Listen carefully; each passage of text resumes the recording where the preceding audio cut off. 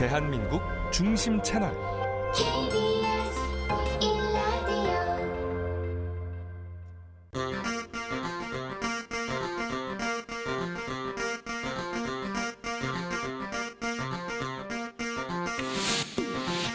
주진우 라이브 스페셜.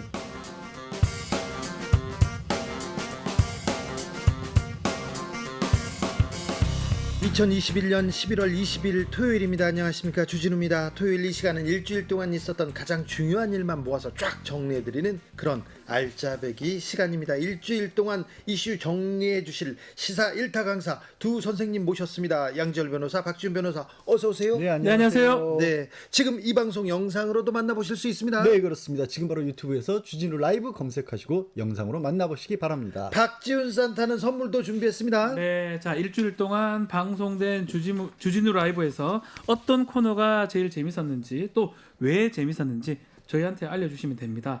세 분을 추첨해서 3만 원 상당의 선물을 보내드립니다. 당첨 메시지 받으면 빵, 치킨, 피자 중에 하나를 골라주셔야 됩니다. 골라 먹는 재미가 있습니다. 정치 후기 어디로 보내면 됩니까? 네, 자 카카오톡 플러스 친구에서 주진우 라이브 검색하시고 친구 추가를 한 다음에 후기를 보내주시면 됩니다. 주진우 라이브 스페셜 본격적으로 시작해 보겠습니다. 보다 효과적인 학습을 위해서 현장의 생생한 목소리 준비했으니 놓치지 마시고요. 그냥 처음부터 끝까지 맡기시면 됩니다. 박지훈, 양지열 두 분이 다 정리해 주실 겁니다. 자, 이번 주에 말말말 만나보겠습니다. 첫 번째 말말말의 주인공은 축하난을 받은 야권의 대선 후보들입니다. 문재인 대통령이 대선 후보가 되면 난을 보내주더라고요. 네. 축하합니다, 문재인, 이렇게 딱 해가지고요. 그래서 근데 조금 시간은 걸렸는데 난을 받으면서 묘한 신경전 좀 있었어요. 뭐 신경전 눈에 띄는 부분은 많이들 이제 보도한 게 네. 이 윤석열 후보 같은 경우에는 우리 대통령님 잘 지내시냐라는 그런 건강은 얘기를, 어떠시냐? 네. 근데 이제 우리 대통령님이라는 그런 표현을 들어서 이제 지금 윤석열 후보 총장이 됐었을 때 네. 우리 총장님이라고 또 그렇죠. 불렀던, 거기가 어째 우리가 우리라는 말을 참 잘 쓰는데 네. 우리가 유난히 우리라는 말을 잘 쓰잖아요. 그렇죠. 우리 집, 우리 뭐 여러 가지 안 붙여야 될 때도 우리를 붙여서 외국 사람들이 듣기에는 왜 우리 아내라고 하지 뭐 이런다잖아요. 이상하다. 근데 그만큼 이렇게 엮이고 묶이는 걸 좋아하는데 과연 두 분의 사이를 그렇게 봐야 하느냐 뭐 이런 뉘앙스로 언론이 보도를 했죠. 어떤 말이 있었는지 잠깐 듣고 오겠습니다. 국민의힘 윤석열 후보. 바쁘게 다니시니까 우리 건강을 많이 생각하셔야 될 텐데 살이 조금 빠지신 것 같아요. 화면으로 보니까. 못 먹어서 그렇죠.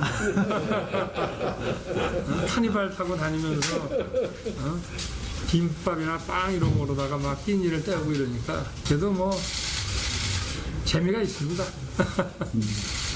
감사 말씀 좀 전해주시고 하여튼 뭐 이제 건강 잘 좀 사모님 여사님하고 두 분 다 건강 잘 좀 챙기시라고 말씀 전해주시고. 국민의당 안철수 후보. 난 종류가 어떻게 돼요? 어려운 친구를 잡게 하시네요. 좋은 날입니다. 예, 귀한 날 같아서요. 지금 기득권 정당의 두 후보가 여러 가지 의혹들이 많아서 특검 이야기들이 계속 오고 가고 있습니다. 저는 청와대에서 그 법무부 장관을 통해서 특검, 쌍특검을 진행해 주시기를 좀 건의드리고 싶습니다. 새로운 물결 김동연 후보. 경제 패러다임의 변화는 결국 정치 패러다임의 변화가 선행돼야지 가능하다는 것을 깨닫게 됐고, 그것이 제가 창당을 하고 대통령 출마를 하게 된 이유이기도 합니다. 경제의 난을 보내주신 것이 경제 패러다임의 변화를 근본적으로 만들기 위한 정치 세력의 교체에 대한 힘을 주시는 경제의 말씀으로 알고 최선을 다해서 국민만 보고 가겠다, 이런 말씀을 드립니다. 정의당 심상정 후보. 기자들께서 왜 다른 세 분은 한 날 다 난을 받았는데 심상정은 다른 날 하냐, 이렇게 질문이 많으셨어요. 다른 세 분은 민주당에서 키우신 후보들이시고 메이드인 민주당 후보들 아니시냐. 아예 뿌리가 다른 찐 야당 대통령 후보는 저 한 사람 아니냐. 메이드 인은 아니고 메이드 바입니다. 메이드 바입니까? 문재인 정부 이렇게 돌이켜보면 문재인 정부 초기에 그렇게 초당적인 협력을 많이 받은 대통령이 있었나? 이런 생각이 들어요. 그래서 사실 문재인 정부 출범할 때는 정치에 대해서 뭔가 희망적인 기대가 많았던 것 같아요. 그런데 정치개혁의 골든타임을 놓쳐버리고 나니까. 윤석열 후보 재미가 있습니다. 자기가 체질이라고, 정치 체질이라고 이렇게 얘기하고 다닌답니다. 살 빠졌다는 얘기도 좀 주목할 만할 것 같고. 뭘 못 먹어서 먹는 걸 좋아하는데 뭐 김밥 먹어가지고 듣기로는 뭐 국밥 뭐 먹고 이래가 좋다고 하는데 네. 그 아마 그런 얘기를 하고 싶은 것 같아요. 지금 한지는 사실은 몇 달 안 됐거든요. 네, 4달, 5달 됐죠. 사실 그런 상황에서 저 사람이 정치인으로서 체질이 되냐 안 되냐, 또 네. 리더십이 있느냐 없느냐 이런 것들을 다 관심을 갖고 있는데 일단 리더십 시험들 아직 시간이 좀 남아 있고요. 네. 그래도 최소한 정치인으로서 좀 그런 행동을 할 수 있냐 그 말들을 하는 것 같아요. 재미있다, 살은 빠지지만 할만하다, 뭐 그런 말들을 좀 하고 있는 것 같습니다. 거기까지 정치적인 계산을 하고 얘기하는지 잘 그건 모르겠습니다. 그건 그죠? 모르겠어요. 네. 아무튼 뭐 체질이다, 나 잘하고 있다, 나 뭐 앞으로 가고 있다 이런 얘기를 하고 싶은 것 같습니다. 네, 뭐 여유 있다라는 그런 얘기를 하고 싶은 것 같고요. 네. 뭐 여러 가지 뭐 본인들에게 제기된 의혹이라든가 뭐 가족들과 관련된 부분들 얘기가 나오고 있지만 네. 신경 쓰이지 않는다. 뭐 이런 모습을 그렇죠. 지지하는 사람들에게 그렇죠. 좀 보여주려고 한 게 아닌가 대범한 모습. 싶습니다. 네. 오히려 이런 어떤 리스크라고 읽혀지는 것보다 앞으로 있을 선대위 구성에서 조금 이제 보일 것 같아요. 네. 지금 이제 편안한 모습이잖아요. 남 받을 때 이게 어떤 인터뷰 내용 비슷한 거는. 지금은 삿바 싸움이 멱살 싸움으로 지금 변하는 것 이 같은데요. 선대위 구성할 때 과연 윤석열 후보의 어떤 포지션이라든지 네. 발언이라든지 그런 것들이 조금 처음에 눈에 띌 부분이고 선거에 다가갈수록은 리스크 부분 이제 드러날 거 봐야 될 것 같습니다. 선대위 아니 이렇게 큰데 정치인들은 거기에 이름을 넣어야 된다고 그렇게 머리를 박고 싸워요. 근데 거기 들어가면 뭐 한다고. 근데 그게 중요한가 봅니다. 왜냐하면 그게 이제 차기 정권으로 이어졌을 경우에 예. 본인의 앞으로의 향후의 5년을 좌우할 것이다. 네. 갑자기 옛날 광고 생각나요. 순간의 선택이 10년을 좌우한다. 최소한 5년은 좌우할 것이라는 생각을 하시는 것 같고요. 근데 문제가 이제 조금 전에 재미있다라고 윤석열 후보가 얘기할 수 있었던 배경에도 그렇게들 다들 모여들고 자기를 이렇게 추대하는 그런 분위기 누구라도 재미있을 수밖에 없죠. 네. 근데 이제 지금 저 박번혜서가 얘기한 거는 근데 그렇게 사람이 많이 모이다 보면 네. 머리 굵은 사람들도 들어오고 그렇죠. 네. 그 사람들끼리 또 싸우기 시작하면 정치는 그때 시작하는 거거든요. 이제 시작하는데 그걸 어떻게 정리하느냐가 정치력인 거죠. 그게 정치예요. 사실 밥 먹고 뭐 이렇게 정치가 뭐 그것도 정치일 수 있지만 가장 큰 정치의 시작점은 양 변호사님 얘기한 그 부분. 이제 누가 조율할 거면 누구를 빼고 누구를 넣고 이걸 하면서 불협화음은 어떻게 다스리고 옆에 있을 김종희 위원장 네. 옆이라냐요. 상. 위인가요? 위. 이준석 대표라든지 등등 옆에 네. 있을 이준석 대표 등등 이제 어떤 일이 생길지 그때 어떻게 끌어갈지 네. 이게 정치입니다. 홍준표 후보를 보듬지 못하고 있어요. 명확하게. 그렇죠. 그것도 문제죠 사실은. 보듬지 못한다기보다는 홍준표 후보는 아예 생각이 없으신 거죠. 그렇죠. 네. 본인이 이미 차기를 준비하고 계시다고 대놓고 얘기를 하셨기 때문에 그리고 그 차기의 기반으로 이게 이제 윤석열 후보 입장에서 또 정치력의 한 시험이 될 텐데 홍준표 후보가 2030 지지를 많이 받았다. 지금도 받고 있다. 그리고 홈페이지 운영을 하는 게 굉장히 특이하더라고요. 마치 무슨 어떤 종교 지도자의 직문직답을 떠올리게 하는 것처럼 짧은 말로 대표들을 다 해주고 있어요. 그렇죠. 그게 사실 과거의 홍 후보의 어떻게 보면 굉장히 장점이자 장점이죠. 매력 포인트로 작용했던 건데 나 이거 잃지 않겠다. 네. 이게 굉장히 세죠. 기반으로 가겠다. 네, 가져가겠다. 네. 근데 윤석열한테는 안 밀어준다. 그러니까 그렇게 자리 잡고 있으니까. 그러니까 그 얘기가 눈에 띄어요. 대한민국은 불행해진다. 네. 본인이 답한 거거든요. 윤석열이 대통령 되면 사실은 대한민국이 자당의 후보입니다. 그렇죠. 그렇게 얘기하기는 쉽지 않죠. 만약에 이나견 후보가 난리 납니다. 이재명 후보한테 그렇게 얘기했으면 인젠 뭐 신문 일면에 끝나죠. 해당행위라고 봐서 네. 하여튼 그래야 될 것 같은데요. 네. 근데 아무튼 윤석열 후보가 이제 정치력을 좀 보여줘야 됩니다. 예, 먹방은 보여줬어요. 그리고 손에 왕자 그런 것도 보여줬어요. 그러면서도 보수의 후보가 됐는데 이제는 국민들을 위해서 비전 보여줘야 되고 정책도 보여주고 대한민국을 어떻게 끌고 갈 것인지도 좀 알려줘야 되는데 자 윤석열의 정치력이 시험대에 올랐습니다. 안철수 후보 이야 예리합니다. 난 종류가 어떻게 돼요? 본인 성격 같기도 하고 네. 어쨌든 간에 축하난 받고 특검 얘기한 거 기득권 두 정당에 네. 대한 사실은 안철수 후보가 결국 궁극적으로는 본인이 좀 완주를 하면서 계속적으로 이 선거판에서 있기를 바랄 겁니다. 존재감을 키워야죠. 그렇죠. 지금 사실은 좀 약해요. 그렇죠. 좀 더 커져야지만이 단일화 얘기도 더 나올 수도 있고. 지난 대선 때 21%를 득표한 후보입니다. 상당히 많이 받았거든요. 사실은 그렇죠. 좌지우지할 선거판을 좌지우지할 역할이 돼야 되는데 그거 아니라도 이번 선거가 뭐 다들 얘기하다시피 51대 49라면 네. 3%이 정도는 안 되면 좀 더 나간다 그러면 야권 입장에서는 안철수 후보한테 손을 내밀 수밖에 없거든요. 그런데 지금 안철수 후보를 대놓고 막 무시하지 않습니까? 보도가 안 됩니다. 아예 안 돼요. 네. 본인도 답답할 거예요. 뭐 어떤 말을 해도 저는 보도가 안 됩니다. 이렇게 이런 말 안 했지만 네, 좀 비슷하려고 했어요. 예, 안철수입니다. 네. 그래서 특검 얘기하고 이런 것들은 조금 더 강력한 얘기를 하려고 하는 것처럼 보여요. 네. 그래서 좀 보도가 되고 주목도가 조금 높아지기를 바라는 게 아닌가. 나 좀 바라봐. 네, 안철수. 좀 바라봐줘 이런 것 같아요. 심상정 후보는요? 심상정 후보 이철이 수석 때문에 갑자기 엊그제 수능이었는데 영어 공부를 다시 했어요. Made in, made by. 이게 무슨 뜻이지? 그러니까 이제 심상정 후보가 한 얘기는 그런 거죠. 뭐 지금 이재명 후보도 당연히 민주당 이제 후보로 나왔고 윤석열 후보 민주당에서 사실 여권에서 뽑은 검찰총장이었으니까 네. 민주당 출신이고 안철수 후보도 민주당에 몸담았던 분이니까 셋 다 결국 민주당 후보 아니냐라고 했는데 이제 그러면서 메이드 인 민주당이라고 했더니 이철희 수석이 메이드 바이 그래서 메이드 인과 바이가 무슨 뜻이 차이가 있더라. 하여튼 뭐 그 얘기를 하고 있어. 그래서 뭔가 그러니까 민주당이 적극적으로 만들어낸 건 아니다라는 그런 의미를 주고 싶었던 것 같아요. 근데 심 후보 얘기를 들어보면 아직도 이제 선거법 관련해서 정의당이 바라던 대로 되지 않았다에 대한 반응이 많이 나요. 아직도 굉장히 그거를 가지고 나 민주당하고는 절대 뭐 손을 안 잡을 거야라는 선을 명확히 한 게 아닌가. 그리고 그 선 극복하기는 쉽지 않아 보여요 이미. 네. 예. 존재감이 조금 제3지대에 있는 후보들을 존재감이 조금씩 사라지고 있어서 좀 키워야 되는데 이거 대선에서도 중요한 변수니 저희가 계속 지켜보겠습니다.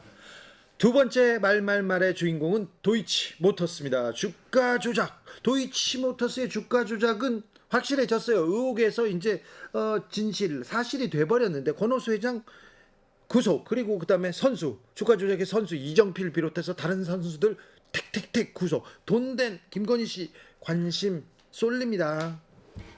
그러게요. 말씀하신 것처럼 주가 조작이 있었다는 건 확정이 됐어요. 네. 사실상. 네. 왜냐하면 이미 선수라고 했던 그러니까 실제 실행에 옮겼던 사람 중에 3명은 재판이 시작됐습니다. 네, 구속됐고요. 그리고 회장이 몸통으로 지목된 상황에서 구속이 됐기 때문에 네. 이건 거의 뭐 확실하다고 보면 되는데 과연 말씀하신 것처럼 거기에 김건희 씨가 단순히 돈 된 사람이냐, 네. 관여를 했느냐, 당했느냐, 아니면 손잡고 했느냐. 네.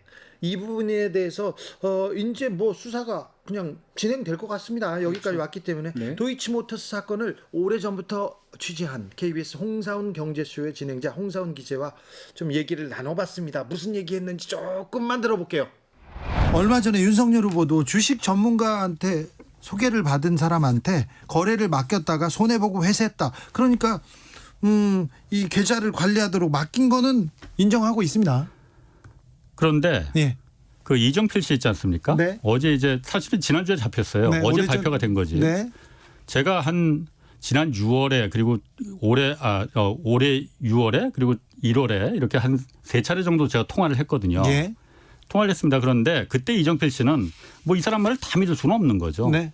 범죄 혐의가 있으니 네. 그런데 자기는 김건희 씨를 만난 건 사실이랍니다. 2번 만났답니다. 네. 권오수 씨 소개로 네. 왜 만났느냐 했더니 뭐 그냥 권오수 씨를 그냥 선배처럼 따랐기 때문에 같이 갔더니 있더라는 거예요. 예. 그래서 그럼 주식에 대해서 뭘 좀 김건희 씨 거를 좀 이렇게 관리해주고 그런 거 있느냐 그랬더니 그런 건 전혀 없었다고 해요. 본인 말로는 이정필 씨 말로는. 그래요. 예. 그런데 그 이제 윤석열 캠프에서 그 공식적으로 보도자를 낸 거는 네. 실제로 이름을 좀 맡겼었다. 네. 이 사람이 뭐 골드만사스 출신의 전문가라고 하니 네. 실력이 있다고 해서 좀 불리기 위해서 맡겼었는데 네. 손해만 보고 그냥 나왔다라고 네. 이제 말한 거거든요. 그러니까 맡긴 건 사실이죠. 네. 그 돈을 댔다. 그러면 이게 주가 조작을 기획한 권오수 회장, 그리고 주가 조작에 나선 선수 이정필, 그리고 돈을 댄 김건희 씨. 김건희 씨가 어디까지 역할을 했는지 이 공모 여부 그거는 모르죠. 그거는 왜냐면은 그 공모를 진짜 했는지 안 했는지 예. 사실 모릅니다. 왜냐하면은 지금 그 내사 보고서밖에는 없는 거잖아요. 네, 2013년 내사 예. 보고서 경찰에서 한 겁니다. 그렇죠. 그 경찰 내사 보고서에 그렇게 떡하니 김건희 씨 이름이 그 들어 있으니 네. 김건희 씨가 실제로 전주 역할을 했고 또 대주주였고 그러니 의심이 간다는 건데 사실 이번에 검찰에 구속이 되고 네. 기소가 된 사람들 이정필 씨하고 권오수 말고도 2명이 더 있지 않습니까? 네, 네. 주가 조작에 나섰던 사람들이요. 그 사람들은 사실은 경찰 내사 보고서에 네. 전부 공범이 8명이라고 적시가 됐거든요. 네. 그런데 8명에 들어있는 사람들이 아닙니다. 다른 사람이에요? 다른 사람이에요. 네. 그런데 실제로 그 그 기소된 사람 2명을 제가 이정필 씨하고 통화했을 때 네. 이정필 씨가 그 사람들 얘기를 했거든요. 예. 자기는 도이치모터스 주식을 갖고는 있었는데 그 권오수 회장 말 듣고서는 그 잔뜩 샀다가 손해만 잔뜩 봐서 다 팔고 손해만 보고 나왔다 자기도. 예. 김건희 씨하고 상관도 없고 자기는. 네. 그래서 나중에 권오수한테 당신 인생 그렇게 살지 마라 이렇게까지 말을 했다는 거예요. 예. 그래서 나중에 이게 자기가 팔고 나와서 보니까는 주가가 막 미친 듯이 뛰길래 네. 알아봤다는 거야. 예, 알아봤더니만은 이게 누군가 만졌다는 그 전문 용어로 만졌다고 네네. 그러더라고요. 예. 주가를 만졌는데 만진 사람이 누군지 자기가 하도 열이 나서 알아봤더니 그게 그 당시 블랙펄이라는 지금은 없어졌습니다. 블랙펄이라는 자산운용사의 이모 회장. 예. 그 사람이 이제 구속됐습니다. 얼마 전에. 예. 그리고 또 그 사람을 소개시켜 준 게 토로스 증권이라고 지금 그 토로스 증권도 네. 없어졌어요. 토로스 증권의 강남 지점장이었던 김모 씨가 권오수 회장하고 같이 했더라. 네. 라는 거예요. 예. 그 두 사람 다 기소가 됐습니다. 네. 김모 지점장하고 예. 이제 이모 회장이라는 사람. 예. 그 사람들이 이제 그 이번에 등장을 한 거예요. 그래서 네. 내가 저는 사실 그때 이정필 씨하고 통화하면서 이 사람이 이거 자기가 빠져나가려고 또 엉뚱한 사람이 이제 둘러대는구만 이렇게 생각했는데 혐의는 분명 있네요. 있는 거더라고요. 네. 그래서 제가 사실 앞불사 그때 좀 더 파고들었어야 되는데 그 생각이 좀 들더라고요. 아니 그런데 2013년 내사 보고서가 어느 정도 정확한 얘기를 하고 있는 것 같은데 지금 다 구속되는 걸 보면요. 예. 근데 왜 수사로는 이어지지 않았습니까? 내사 보고서가 그때 내사와 수사는 다르지 않습니까? 네. 내사를 충분히 해서 이게 범죄 혐의가 좀 소명된다. 이게 수사 그 이유가 있으면은 이제 수사 검찰의 수사주의를 받을 수도 있는 거고. 네. 그런데 이게 정황이지. 네. 그러니까 그때 당시에 이 공범 8명 중에 한 명이 다른 또 범죄를 저지르다가 네. 그 노트북을 압수를 당했는데 그 노트북에 보니까는 그 당시 도이치모터스 자기네들이 작업한 걸 이렇게 아주 구체적으로 기록을 해놨더라는 거예요. 그래서 예. 경찰이 그걸 보면서 이거 봐라 해서 그걸 이제 내사를 들어간 거거든요. 네. 쉽게 말해서 별건이죠. 네네. 그걸 이제 그 근거로 해서 들어갔는데 이걸 갖다 더 확실하게 하려면은 그 금감원이나 한국거래소에 심리 분석이라는 걸 의뢰를 해야 됩니다. 예. 이 주가가 어떻게 왔다 갔다 지들끼리 사고 팔고 한 게 주가 조작이 그 혐의가 있느냐 없느냐. 예예. 그런데 거기서 그거는 영장이 있어야 되거든요. 예. 검찰이 영장을 청구해 줘야 하는데 그게 안 된 거죠. 네. 그러다 보니까 이제 거기서 이제 뭉개진 거죠. 그걸 누가 뭉갰느냐 그럼 왜? 네. 왜냐하면 내사 보고서 굉장히 한 36페이지인데 되게 구체적이지 않습니까? 굉장히 공들여서 만들었어요. 예, 예. 도표하고 그 당시에 무슨 구렁이 작전은 어떻게 되고 신문 기사들은 이렇게 나왔을 때 주가 패턴이 어떻게 되더라. 그렇게 공들여서 만들었는데 이걸 왜 뭉갰겠느냐. 네. 경찰이 뭉갰을 수도 있습니다. 물론. 검찰에서 하지 마. 네. 했을 수도 있고 네. 그거를 밝혀야 되는 게 핵심인 거죠. 알겠습니다.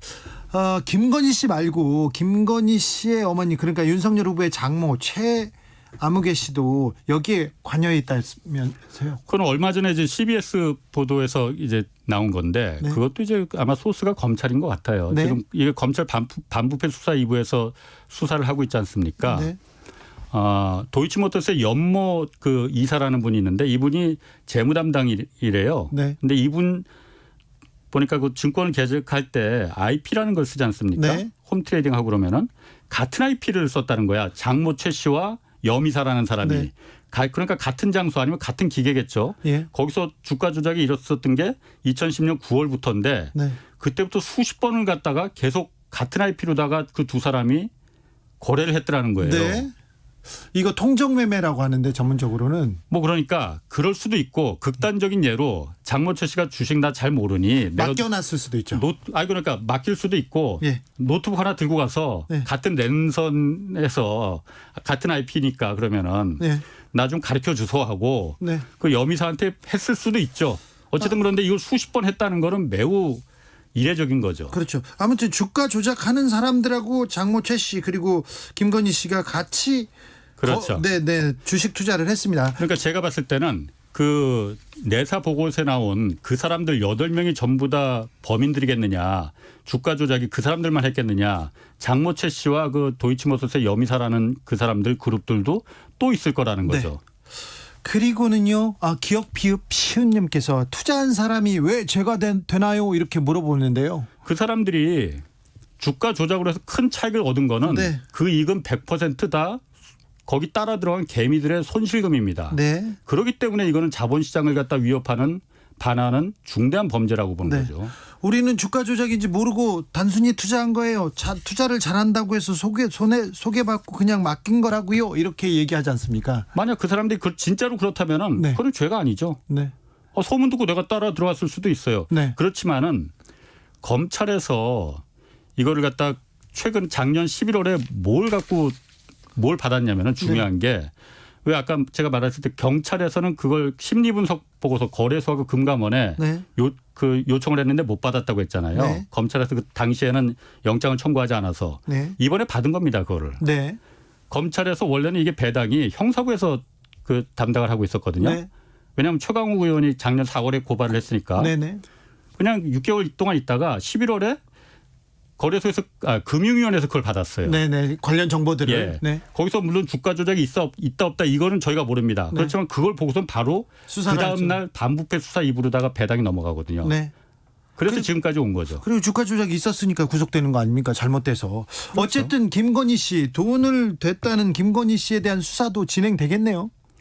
그건 모르겠습니다. 그래요? 그거는 사실 아까 제가 말했듯이 그 내사 보고서 나왔던 그 사람들 이름이 안 나왔기 때문에 네. 다만 그런데 그 심리분석 보고서가 왔으니까 지금 이 수사가 지금 계속 이어지는 거잖아요. 주가 조작이 있었으니까 이 수사가 이어지는 그렇죠. 거죠. 네. 네. 그런데 우리는 그냥 단순하게 소개받고 거래를 맡겼을 뿐이야 얘기를 했는데 김건희 씨와 그리고 권오수 회장의 관계는 계속 이어집니다. 2012년에는 신주인수권 사채 신주인수권을 김 씨한테 그러니까 김건희 씨한테 싸게 넘겨가지고 예. 막대한 수익을 주었고요. 2013년에는 또 김건희 씨가 도이치 파이낸셜 주식을 또 사들이기도 했어요. 거기까지 가면 너무 복잡합니다. 네. 그거는 거기까지 가기 전까지도 지금 해야 될 게 많거든요. 네. 거기까지 넘어가기 전에 김건희 씨 입장에서 가장 확실한 방법은 이 억울함을 푸는 방법은 네. 자신이 갖고 있었던 도이치 주식 24만 8천 주 네. 그 어마어마한 양의 주식이 어떻게 잔고 변동이 됐었는지 그거 공개하면 되는 거예요. 공개한다고 하지 않았습니까? 했었는데 2010년 1월 14일부터 2월 2일까지 딱 15일간 보름 거만 공개를 했거든요. 네. 그때는 주가 조작이 있었던 때가 아니에요. 네네. 진짜 주가 조작이 있었던 건 2010년 9월부터거든요. 네. 그걸 공개를 해야지. 네. 홍준표 후보가 계속 내놔라 했는데 안 내놨습니까? 아니 그러니까 그래서 윤석열 캠프에서 공개를 했는데 네, 그런데 일부만 내놨지 않습니까? 그 전혀 이후에 관계없는 걸 공개를 한 거지. 그래서 홍준표 후보가 다른 것도 내놓으라고 했었지 않습니까? 예. 근데 그 이후에는 안 내놨습니까? 안 내놨죠. 네. 내놨으면 우리가 이런 얘기를 할 이유도 없는 거 아닙니까? 네. 그럼 어떤 부분을 공개해야 됩니까? 공개할 부분이 뭐라고요? 도이치모터스 주식을 예. 그 신한증권에 거래했으면은 네. 계좌가 여러 개 있을 거잖아요. 네. 변동 내역, 잔고 변동 내역 네. 이거는 요청하면 다 뽑아준다고 그러더라고요. 네. 그거 공개하면 깨끗한 거죠. 그렇습니다. 죄가 없다면. 자, 네, 알겠습니다. 주가 조작 사건은 2009년에서 10년에 있었고요. 네. 그리고 경찰이 이 사건에 대해서 내사를 했죠. 2013년도에. 그런데 내사를 하고 나서 수사로 이어지진 않았어요. 이건 뭉갠 거다. 아니다. 혐의 없다. 이렇게 지금 맞서고 있습니다. 일단은 법적인 얘기를 조금 더 해드려야 될 것 같아요. 왜 이런 것들을 처벌하느냐를 궁금해하시는 분들도 있어요. 근데 주식시장에서는 공정하고 그런 경쟁 속에서 돌아가야 되는데 네. 뭔가 야바이 이런 게 개입되면 안 된다. 특히 그게 시세 조종이라고 자본시장법에서는 규율을 하고 있습니다. 네, 이거는 허위 정보를 낸다든지 주가를 고정시키는 건 문제돼요. 주가를 올리는 것도 문제지만 고정시켜 놓은 문제고 이 시세 조정을 했을 때 자본시장법에서 엄하게 처벌합니다. 처벌해야죠. 1년의 징역인데 이제 왜 김건희 씨까지 문제되느냐 이게 궁금하신 분들 꽤 많아서요. 네. 이건 설명만 드리고 말씀드리겠습니다. 시세 조정하는 사람 당연히 처벌이 되는데 네. 시세 조정의 목적으로 돈을 위탁한 사람도 처벌하도록 돼 있어요. 그렇죠. 그게 이제 김건희 씨 이른바 전주가 되느냐 안 되느냐 모르고마저 위탁했다면 처벌하지 않습니다. 네. 그 시세 조정을 알고 위탁했을 때 처벌이 되는 겁니다. 네. 공범이 될 수가 있고요. 네. 그래서 그 부분이 되느냐 안 되느냐가 지금 사건의 핵심이고 또 윤석열 후보 입장에서는 그냥 누가 뭐 투자하라 해서 투자한 거고 네. 아내가 네. 우리도 손해봤다 별거 아니다라고 얘기했는데 투자는 맞죠. 그 이상인 시세 조정의 목적이 있었냐 그걸 알았냐 이게 앞으로 수사의 좀 핵심이 아닌가 생각이 듭니다. 사실 이게 되게 희한한 게 왜 지금 논란이 되고 있냐면 가장 큰 원인은 저는 이미 2013년도에 경찰이 내사를 했다라는 부분에 그렇죠. 있어 보여요. 왜 그러냐면 그때 내사할 때 그러니까 도이치모터스 권오수 회장이 직접 나서가지고 주가 조작에 아주 그냥 더 적극적으로 일을 했던 거 아닙니까? 네. 단순히 돈만 맡긴 게 아니라 본인이 나서서 우리 회사에 뭐 이게 내부 정보도 외부에 알리면서 빨리 주식 그렇죠. 사라 막 이런 식으로 하면서 선수들까지 4명을 동원했던 겁니다. 그런데 그 선수 중에 한 명이 경찰에 가서 이런저런 일이 있었다라고 굉장히 자세하게 얘기를 했어요. 그때 김건희 씨 이름이 두 번. 그때 김건희 씨 이름이 거론이 됩니다. 정확하게는 언제 어느 때 만나가지고 권오수 회장 그 소개로 만나서 얼마를 내가 받아서 관리를 했다 이런까 얘기가 나오는데 네. 문제는 조금 전에 이제 박 변호사도 얘기했다시피 주가 조작에 적극적으로 했다는 게 아니라 거기에 관여를 한 거예요. 네. 그러니까 왜 경찰이 만약에 이거를 그때 내사를 했을 때 혐의 없다라고 끝낼 만한 사안이 아니었다라는 거예요. 사건 자체는. 예. 지금 와서 다 구속되는 걸 보면 사건 자체는 명백해 보이는데 그 전체 구조에서는 김건희 씨 같은 경우가 주도했던 역할이었던 것만은 아니에요. 근데도 사건이 덮였단 말이에요. 그게 오히려 이상한 거예요. 이게 분명히 이렇게까지 명백해 보이는 사건인데 왜 덮였을까? 혹시 그게 김건희 씨가 거론이 돼서 덮인 거 아니냐는가? 그게 의혹인 겁니다. 자, 이걸 봐야 됩니다. 자, 2010년도에 있었던 일이에요. 우리 청취자분들이나 2010년도 뭐 하고 있었어요? 기억납니까? 안 나죠. 안 나죠. 아, 저는 기억은 나죠. 기억은 나는데 특별한 일이 그때 있었어요. 그런 짓 하다가 다 안 하고 살았을 수도 있어요. 지금 기소된 분들, 네. 사람들. 근데 10년 전에 게 사실은 아무런 문제 없이 살아오다가 갑자기 10년 후에 다시 해보니까 5명, 그중에 3명은 구속 기소가 됐고 나머지 2명도 기소를 대기하고 있습니다. 권오석, 이정필 같은 경우도 구속은 됐고요. 왜 그 사건이 그냥 지나가다가 지금 와서 다시 구속되고 했을까요? 그걸 봐야 되는 겁니다. 그렇죠. 그래서 국민의힘에서는 이거 정치 공작이다. 윤석열이 후보가 됐으니까 잡으러 들어온 거 아니냐 그렇게 얘기하지 않습니까? 더 웃긴 거죠. 그 10년 전에는 10년 전 사건을 중간의 단계 2013년도에는 무혐의 되고 종결됐던 게 네. 지금 한참 지나서 기소가 된다. 윤석열 후보는 1년 반 넘게 수사하다가 지금 구속시키는 거 한편으로는 보면, 네. 그때 수사가 얼마나 잘못됐으면 네. 지금 와서 그 10년 전의 거를 기소를 시킬 수 있느냐 이렇게 봐야 되겠죠. 1년 반 한편으로는 동안 맞아요. 박 변호사 얘기한 것처럼 1년 반 동안 아무것도 안 한 게 아니었던 게 결과로 나온 거잖아요. 그러니까 이게 뭔가 정치적이라든가 아니면 보는 사람의 시각에 따라서 다르게 볼 수 있는 사건이 아니라 네. 그냥 통장 계좌에 찍힌 거 당시 주식의 변동 내역 같은 걸 보면 그냥 명백히 드러나는 거잖아요. 네. 그러니까 근데 이게 왜 전에는 이루어지지 않았을까? 그게 윤 후보 측에서는 정치적이라고 주장을 하는 거고 예. 반대로 보는 입장에서는 이게 덮여질 사건이 아닌데 왜 덮였던 거야? 이렇게 의혹을 제기하는 그렇죠. 거죠. 금융수사는 또 시간이 많이 걸립니다. 통장도 봐야죠. 주식을 산 것도 봐야죠. 이거 실제로 여러 봐야죠. 문제가 됐던 게 하나 있었어요. 이게 최초에 공소시효가 이게 자본시장법이 10년입니다. 예. 일어났던 게 올 초나 작년 정도가 10년이 돼가지고 공소시효가 만료된 거 아니냐라고 해서 또 장모 최원순 씨도 그런 얘기를 녹음이 돼 있어요. 네, 우리 네. 공소시효 만료됐어. 네. 뭐 이런 얘기까지 나옵니다. 근데 이제 그거가 돼가지고 이 조사가 마무리될 것처럼 보였는데 실제로 다른 거래 계좌가 여름까지 있었다고. 네. 이번 여름까지 2021년 여름까지 공소시효가 진행될 만한 증거를 확보한 거예요. 그러다 보니까 수사가 조금 늦어졌지만 된 것이죠. 중간에 또 이정필 씨가 도망갔었고요. 그것도 있고요. 그런데 이 주가 조작 사건에 도이치모터스 주가 조작 사건에 김건희 씨와 더불어서 장모 최 씨가 또 등장합니다. 네. 그리고 오랫동안 같이 주식 매매를 주고받고 대리를 했다든지 이 통정매매라고 하는데 그걸 했을 의혹도 또 있고요. 그것도 있고 거기 이제 김건희 씨가 도이치모터스 관련 주식들을 되게 또 싸게 사기도 하고요. 네. 2번이나.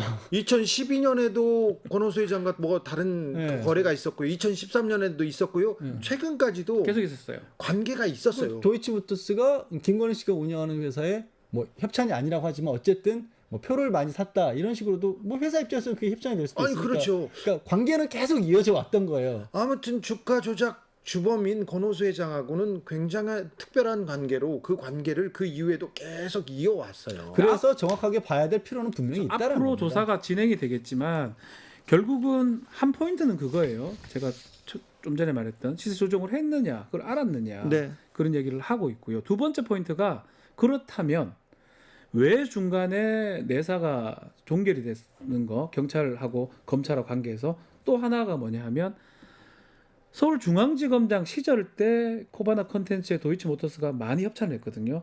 이거 뇌물 여부가 문제가 될 수 있습니다. 그래서 수사 포인트는 3가지 정도 될 것 같아요. 앞으로. 그래요? 주목해야 될 포인트겠죠. 근데 이제 만약에 지금 권오수 회장을 구속시킨 2009년 10년경에 주가 조작만 놓고 본다라면 네.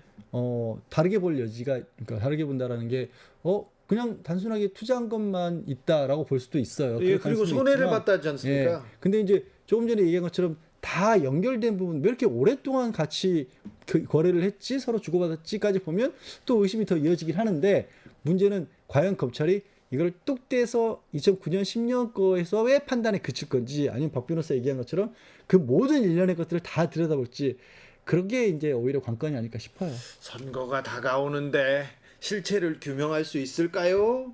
이 문제. 그런데 아무튼 도이치모터스 주가 조작은 명확한 팩트로 드러났습니다. 네, 지금 주가 조작이 했기 때문에 뭐 권오수 회장하고 그 선수들은 지금 이제 기소가 되기도 하고 앞으로 뭐 기소가 될 가능성이 매우 높아 보이는 상황입니다. 네.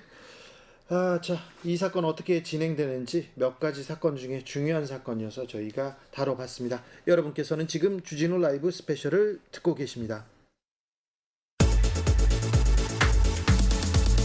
주진우 라이브 스페셜. 주진우 라이브 스페셜 1타 강사, 시사 1타 강사 양지열 박지훈 변호사와 함께하고 있습니다. 이분들하고 공부하면 수능 잘 봤을 텐데 그런 생각을 좀 해봅니다. 자, 마지막 말의 주제는 대선 주자들의 부동산 공약입니다.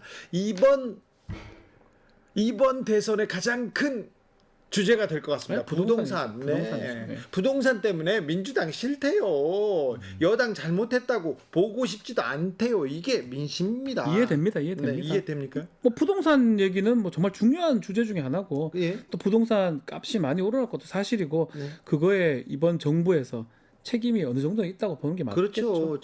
책임을 져야 되는데 어떻게 책임질 거예요? 그래서 주진우 라이브에서 참여연대 정책위원 김남근 변호사와 함께 대선 주자들의 부동산 공약, 세금 공약, 요리조리, 요밀조밀 뜯어봤습니다. 잠깐 듣고 올까요? 대선 후보들 부동산 정책 이렇게 계속 내놓고 있는데 종부세 논란부터 좀 짚어보고 가야 되겠습니다. 윤석열 후보가 종부세는 세금 폭탄이라면서 1주택자 종부세 완화 시사했습니다. 이 방향 어떻게 보시는지요? 세금 폭탄론을 후보가 들고 나왔다는 게 좀 놀라운데요.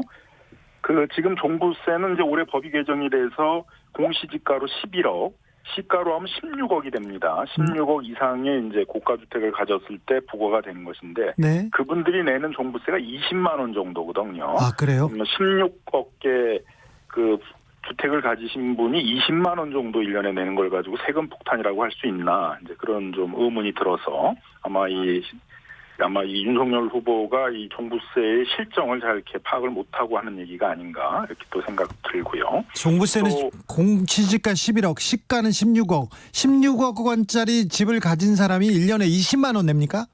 예, 20만 원 냅니다. 근데 네. 그 정도를 가지고 세금 폭탄이라고 할 수 있겠냐, 이제 그런 의문이 든다는 거죠. 네. 그리고 이미 이제 올해 또 법이 개정이 돼서 작년엔 공시지가 9억, 시가로 한 13억 정도 이제 되시는 분들이 종부세를 내게 됐었는데요. 네. 근데 그런 분들이 이제 지금 다 탈락을 한 이미 상태이거든요. 예. 그래서 대상도 작년에 한 75만 명 정도가 대상이었는데, 올해는 이제 소위 2%룰이라고 해서 전체 세대의 2% 정도만 부과를 하겠다 그래서 이제 한 30만 세대 이런 정도로 줄어들었거든요. 예. 그래서 굉장히 제한된 범위 내에서 세금이 부과되고 있는 것이어서 우리 국민들 일반이 또 종부세를 내기도 어려운 그런 세금입니다. 근데 그런 부분에 대해서 이제 이걸 뭐 폐지하겠다, 완화하겠다 그러니까 좀 실정을 잘 모르는 게 아닌가 그런 좀 의문이 들고 있습니다. 언론에서 대대적으로 종부세 폭탄 날라온다, 폭탄 고지서 날라온다고 보도하고 있는데요. 근데 이제 이 종부세 논쟁에서는 다주택자들에 대해서 종부세를 내는 것에 대해서는 사실 큰 이견이 없는 거거든요, 우리 사회에. 네. 또 다주택자들은 그 임대주택자로서 등록을 해서 그 세입자들에게 그 계약 갱신 제도를 한 장기간 한 10년 정도 계속 할 수 있도록 하고 이제 그 인상률을 제한받는 그런 걸 하게 되면 또 이 종부세를 면제받고 있거든요. 네. 그러니까 그런 걸 하지 않고 이 등록을 하지 않겠다라는 다주택자들에 대해서만 이제 종부세가 내는 것이기 때문에 네. 그런 경우에까지 이제 세금을 면제해 줘야 되느냐 이제 의문이 있고요. 결국 1가구 1주택자들에 대해서 이제 세금을 감면해줘야 되느냐가 논쟁인데 그렇죠. 이미 한 20만 원 정도라면은 네. 그 정도면 부담 가능한 것이다라고 봐야 된다는 것입니다. 네. 이 올해 엄청나게 많이 올랐다. 그 말도 또 사실과 조금 거리가 있습니까? 종부세가? 네, 그렇습니다. 이제 종부세는 올해 또 법이 개정이 돼가지고 이미 이제 공시가격 9억에서 11억으로 그렇게 과세 대상이 이제 올라가 있는 그런 상황이고요. 예. 그래서 그 11억 정도 그러니까 공시가격 11억이면 이제 시가로 16억인데 그분들이 작년에 이제 내던 세금이 보통 한 이제 7, 80만 원 정도 됐는데 그게 한 20만 원까지 줄어들었으니까 오히려 줄어들었네요. 그렇죠. 이제 그래서 이제 또 이 여당이 많이 비판을 받은 거 아닙니까? 예. 그 집값을 안정시키려면 보유세 부담을 어느 정도 올려야 되는데 그런 부분들을 크게 이미 완화를 해놓은 상태이기 때문에 이런 상태 속에서 다시 세금 폭탄론을 들고 나오고 그 종부세를 폐지하겠다라고 하는 것들은 뭐 다분히 그 실정을 알고선 하는 얘기보다는 이제 이걸 그냥 정쟁의 대상으로 삼아서 어떤 이념적인 대결의 그런 정쟁의 대상으로 이 종부세를 좀 그 이슈화하고자 하는 그런 어떤 좀 정략적 의도가 아닌가도 생각이 듭니다. 8804님께서 9억일 때 종부세는 얼마였나요? 세금이 직장인 월급만큼 나온다고 알고 있었는데. 작년에 이제 그 공시지가가 9억 정도였을 때도 한 40만 원 정도였거든요. 그러니까 네. 시가로 한 13억 정도 그 주택을 가진 사람들이 1년에 한 40만 원 정도 한다고 그러게 되면 왜 이렇게 큰 부담이냐? 네. 라는 이제 좀 의문이 있었다는 거죠. 오히려 올해는 또 16억 주택을 가지고 있는 사람이 1년에 20만 원 정도 낸다는 거죠? 네, 그렇습니다. 그러니까 네. 다분히 좀 세금 폭탄론이라는 건 인위적으로 만들어져 있는 어떤 프레임 같은 것이고 네. 너무 이렇게 정략적으로 이용이 되고 있어서 실제 이 종부세가 의도하고자 하는 그런 정책적 목표 같은 것들은 좀 너무 희석되는 것이 아닌가 우려가 됩니다. 윤석열 후보가 종부세 문제가 많은 세금이다. 이거 재산세하고 통합해야 된다. 그리고 이중과세다. 이런 얘기도 했어요. 그래서 첫 번째는 왜 재산세 외에 종부세를 걷게 됐냐면은 그 다른 나라들은 시가 대비 이 보유세 비율이 한 1% 정도 되거든요. 네. 대도시 지역은 대부분 1%이고 OECD 평균으로도 0.5% 정도 됩니다. 네. 근데 우리의 이제 그 실효세율이 0.15%밖에 안 되거든요. 예. 너무 낮은 거죠. 예. 보유세가 어느 정도는 이제 이 부담되는 정도가 돼야지 이렇게 많은 주택들을 소유하려고 하는 그런 욕구들을 억제할 수가 있고 일정 정도는 이제 토지에서 발생하는 불로소득들을 환수할 수가 있는 것인데요.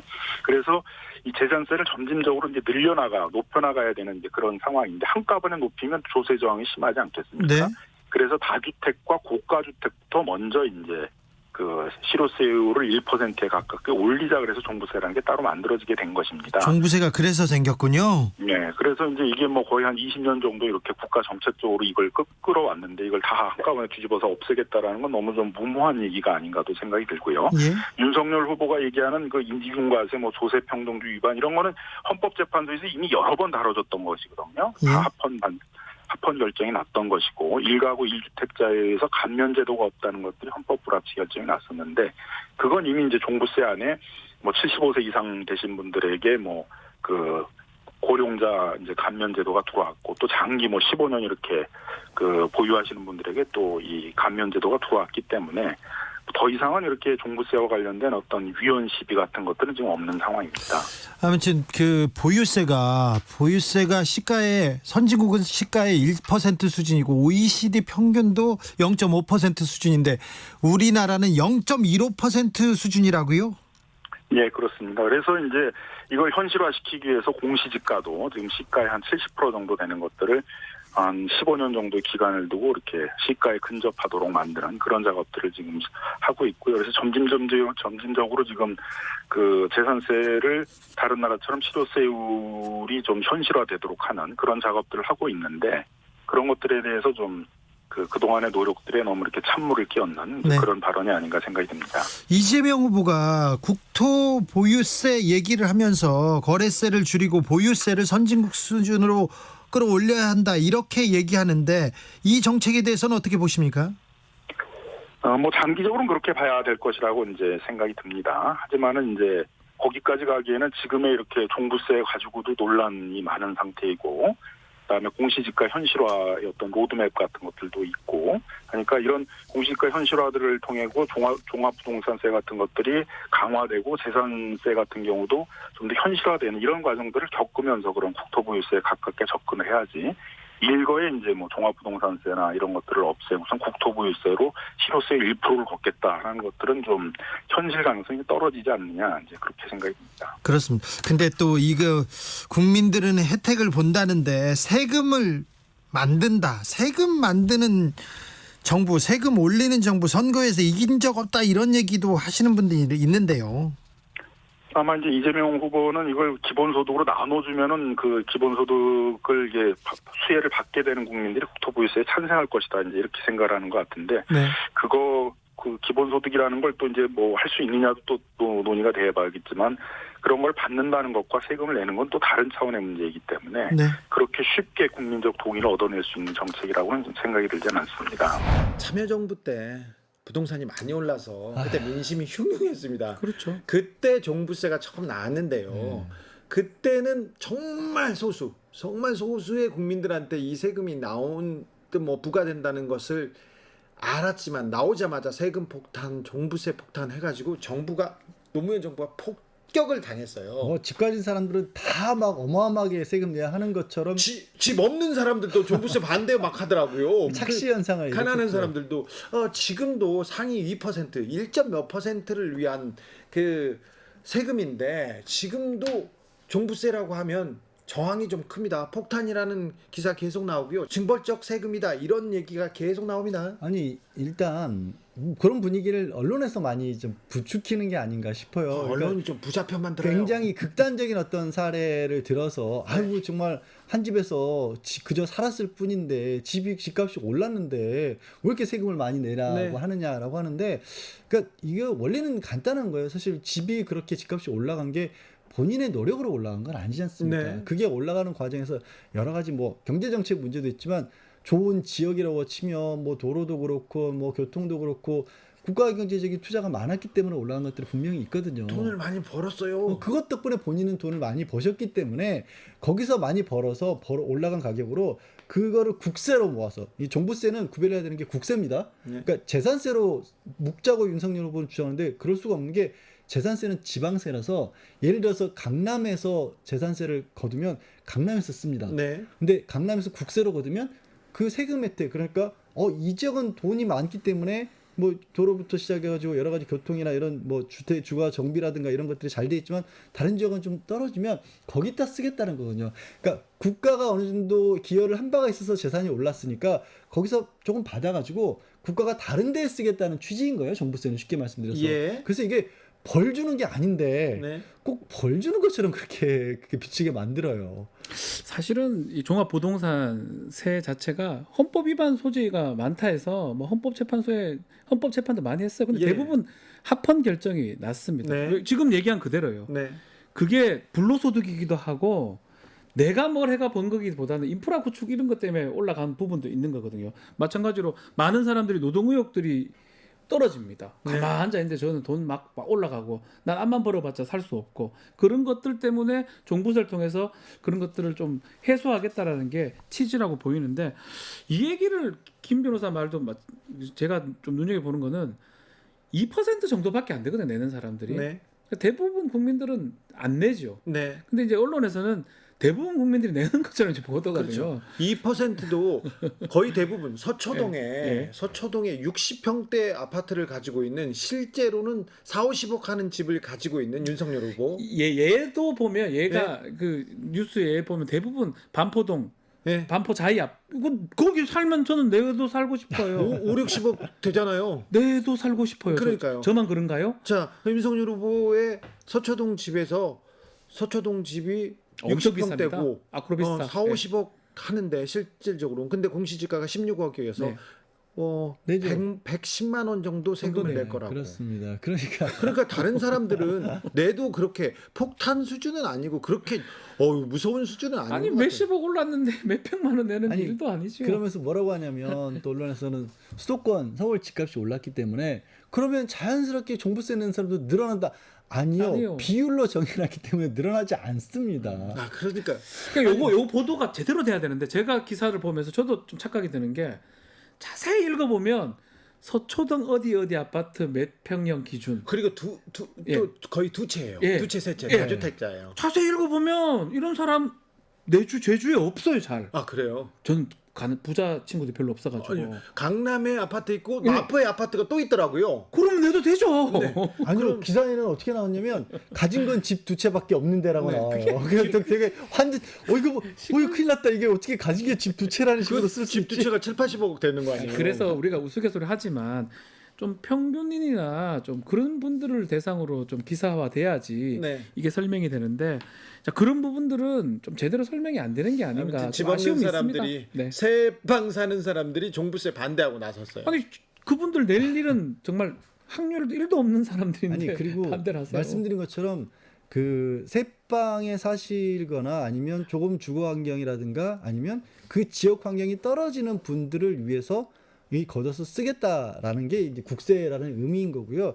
그리고 저희가 그 2% 내는 분들을 미워하지 않은 게 아니에요. 물론 저도 개인적으로 질투는 나도 당연히 돈이 많으시니까. 근데 그런 정도의 자력을 가지셨다라면 일반적인 어떤 수준에서 생각하는 것보다 훨씬 부가 높으신 분들이거든요. 그렇죠. 그분들 입장에서 생각했을 때는 그게 큰 돈이 아니에요. 그거를 생각해 보면 부자 돈 걱정은 안 해주셔도 되는데 그런데 어쨌거나 윤석열 후보가 종부세 완화 카드를 전면 재검토하겠다고 이 카드를 꺼내 들자 호응을 얻고 있습니다. 그게 이제 조금 전에 나눴던 것처럼 많은 경우에 오해들이 쌓이고 있는 상황에서 정말 저거는 진짜 어떻게 보면 강제 그리고 또 정부가 국가가 나서서 뭔가 세금을 걷어서 일을 한다는 것에 대한 불신도 여전히 있는 것 같아요. 국민들이.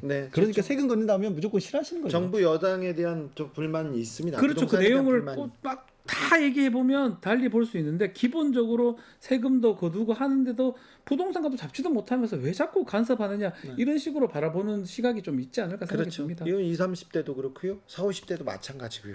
부동산에 대해서는 대선 후보들이 정확한 공약으로 앞으로는 부동산을 어떻게 잡겠다는 비전을 정확하게 보여줘야 될 것 같습니다.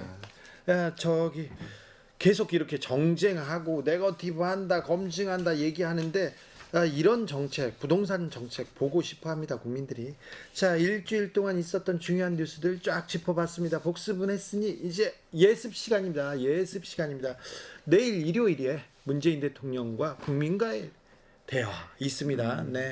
부동산 문제에 대해서 또 질문이 쏟아지겠죠. 코로나 시대를 어떻게 극복할 것인지 그런 얘기가 쏟아질 텐데 관심이 있는 분들 질문하시면 대통령이 대답한다니까 그것도 좀 관심을 가져주시고요. 다음 주에 있는 주요 일정 한번 볼까요? 자, 이재용 부회장 얘기를 좀 하지 않을 수 없습니다. 지금 재판이 이제 준비됩니다. 외국 갔다 오시나요? 그렇죠. 와서 재판을 받아야 될 것 같습니다. 25일 삼성물산 제일모직 합병 관련된 재판이 예정돼 있고요. 진짜 중요한 재판이고 아주 중요한 재판입니다. 박영준 부산시장 선거법위원 관련 재판도 26일 날 열리고요. 그날 아마 법정에 출석할 가능성도 있어 보입니다. 사실 근데 저는 이건 눈에 띄던데요. 그러니까 개 식용 문제 논란이 좀 있었지 않습니까? 그렇죠. 그런데 이제 대통령은 이제는 논의를 해봐야 될 시점이 됐다라고 그렇게 얘기도 했었기 때문에 25일 날 총리 주재로 개 식용 문제 논의를 하기 위한 추진 방향 발표를 한다고 합니다. 네, 개식용 문제에 대해서 좀 우리가 고민할 때가 됐어요. 개사관 말고요. 개사관 말고요. 네. 또 대통령은 또 코스타리카 대통령을 또 만나서 기후 변화 대응 그리고 중미 지역 실질적인 협력에 대해서 논의할 예정입니다. 그리고는 또 정치권에서는 어떤 뉴스 나올까요? 신문 일면 짚어볼까요? 저는 요거가 저 딴 방송에도 좀 얘기를 했는데 딴 방송에서는 하지 마.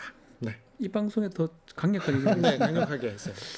김건희 씨 얼굴이 나올 것 같아요. 아, 소환 문제 때문에 다음 주에는. 다음 주에는 네. 김건희 씨가 나오면 얼굴이 나올 것 같아요. 어떤 식으로든지. 김건희 씨가 움직이면 일단 출렁입니다. 예, 김건희 씨가 가지고 있는 의혹들이 한두 개가 아니지 않습니까? 그래서 이게 사람이 변수가 될것 같습니다. 예전에도 뭐 보통 이제 요즘 그거 금지하고 있지만 왜 유명 인사들이 이 기소가 돼서 수사를 받거나 재판을 받으면 포토라인에 쫙 씌워서 사진 찍고 하는 거 못하게 하죠 요즘. 네, 이제는 안 할 거예요. 예, 그 효과가 뭐냐면 그냥 글씨로 보는 것과 다른 사람이 얘기를 하는 것과 그 내용을 들었는데 그 사람 얼굴이 보이면 네. 이 효과가 굉장히 크거든요. 사진 한 장. 그러니까 나와서 어떤 모습을 보이느냐가 되게 크기 때문에 만약에 지금 박 변호사 얘기한 것처럼 나타나시면 여태까지 그냥 쏟아지던 어떤 의혹들이 확 다시 타오를 겁니다. 그럼 숨겨야 되나요? 저 그거 모르겠어요. 국민의힘에서는? 그래서 저는 다음 주도 안 나오실 것 같은데 다음 주에는 국민의힘 선대위 문제가 오히려 더 뭐 커지지 근데 두 않을까 싶어요. 가지인데 이게 본인이 원하든 안 원하든 소환이 된다 그러면 그렇죠. 나올 수 있다라는 거죠. 소환대도 요즘에는 저 통로로 지하 통로로 우리 기자님들이 네. 기자님들이 참지 않습니다. 네. 우병우의 찍습니다. 발장 사진 네, 기억납니다. 네. 자, 양지열 변호사, 박준 변호사 오늘 또 감사했습니다. 선물 한번 다시 얘기해 주세요. 네, 카카오톡 플러스 친구에서 주진우 라이브 검색하시고 친구 추가한 다음에 제일 재밌었던 코너 이름과 이유를 남겨주세요. 세 분을 추첨해서 3만 원 상당의 선물을 보내드리도록 하겠습니다. 뭐 국민의힘도 선대위가 출범하겠죠 다음 주에는? 네, 다음 주 뭐 수요일 정도 출범하지 않겠습니까? 그럴까요? 민주당 선대위는 잘 돌아갈까요 다음 주에는? 지금 재편 논의를 하고 있기 때문에 어떤 식으로 재편하겠다는지 윤곽 정도는 나와야겠죠. 그쵸? 네. 약간은 소수 정예로 갈 가능성도 있다. 별동대? 네. 별동대 나옵니까? 양지열 변호사, 박지훈 변호사 감사합니다. 네, 고맙습니다. 감사합니다. 박진영의 네가 사는 그 집 들으면서 주진우 라이브 스페셜 마치겠습니다. 그 집이 내 집이야 되는데 아우 그 많은 아파트 중에 저는 종부세 낼 거예요. 내 집이 없어. 좀 세금 좀 내고 싶어요. 자, 저는 다음 주 월요일 오후 5시 5분에 돌아옵니다. 지금까지 주진우였습니다.